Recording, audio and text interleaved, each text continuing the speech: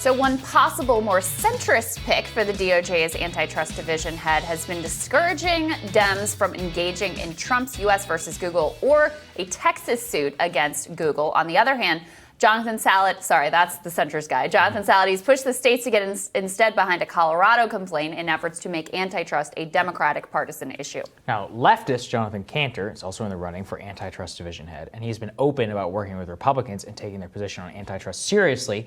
D.C. bureau chief of The Intercept and host of the Deconstructed podcast, Ryan Grammy, joins us to discuss. Ryan, break down this rivalry around who's going to get this job and why it's so important, the immense implications that it has for the Google lawsuit.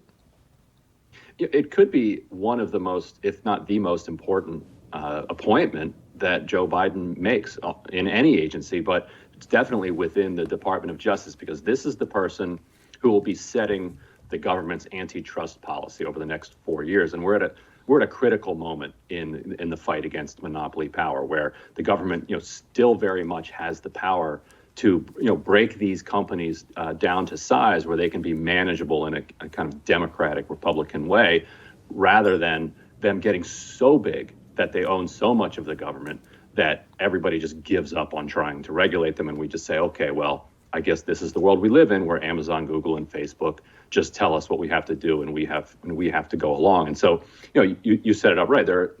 Everybody says there are now two choices. You have kind of the more centrist, the safer, more comfortable choice of Jonathan Salat, who was formerly in the Obama Department of Justice, partner at Steptoe & Johnson, which represents Apple and Facebook.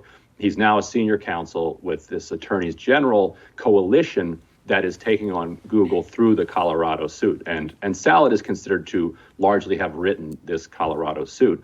But if you look at who has joined that suit, versus who has joined the Texas one and who joined the one first filed by the Trump administration and now being led by the Biden administration, you start to see that Salat's approach is quite partisan. And the strength of the antitrust movement so far has been its kind of transpartisan, bipartisan nature, where you have ultra conservatives like Ted Cruz on one side, and then you have highly strongly progressive people like Lina Khan, who Biden nominated to the FTC, on the other. Cruz even voted for Lina Khan to join the FTC. Cruz isn't voting for a lot of Biden picks. It's that bipartisan nature that gives it its strength. Cantor is for that. Salat, however, from what I've heard from people who are involved in the situation, has been discouraging other Democratic states from joining the Republican efforts. And so if you look at the Texas suit or U.S. v. Google, the Texas suit has 10 states, all of them Republican, who have signed on. The U.S. v. Google only has 11 states, all of them are Republican as well. Democrats say nice things about those complaints. They don't say there's anything wrong with them, but they just simply won't join in with them, instead putting all their energy on the Colorado one, which was filed by a Democratic state.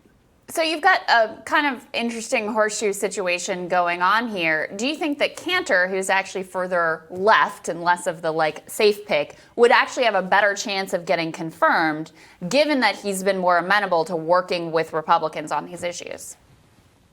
It seems like Cantor would be easily confirmed for the reason that you said. He'd have overwhelming Democratic support, if not all 50 senators, and he would have the antitrust coalition within the Republican conference that would also support him. So he wouldn't have a problem getting through it all.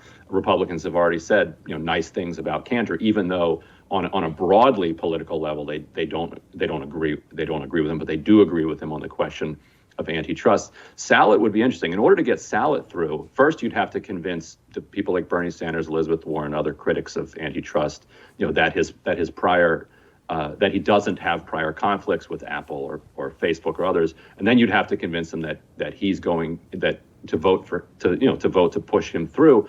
If you don't, he needs Republican support. He's not going to get support from the Cruz antitrust wing, so he'd have to rely on people like Mitt Romney. So you'd have to have big tech going to the business wing of the Republican Party to say, please help this pro-business Biden nominee get through. Otherwise, you're going to get somebody that Ted Cruz likes. So it's possible that you could get Salat through, but in order to do it, you'd have to team up with the pro-business wing of the Republican Party. But Ryan, do we know how Biden or the White House chief of staff feel about Google? Because on one hand, I mean, I think Ron Klain literally used to work in venture capital. That was like his last job right before he became White House chief of staff. Biden himself, ideologically, all over the map. I mean, how do they feel about this issue?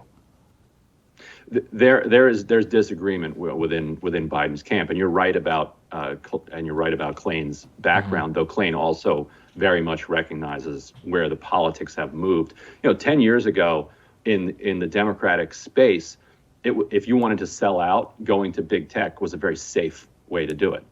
As you saw Jay Carney go from the Obama administration to Amazon, and when he did it at the time, there wasn't much opprobrium that was thrown at him from other members of the kind of Democratic establishment.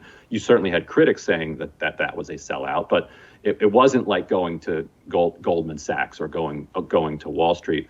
That has changed a lot over the past 10 years, and Klain certainly recognizes that. Others within Biden's circle have been big tech critics for decades, and so if you combine those voices with the ones who recognize the politics, and they recognize that getting Salat through the Senate could be a lot harder than getting Cantor through, the safe pick doesn't become so obvious anymore, and Cantor might actually be the safer pick.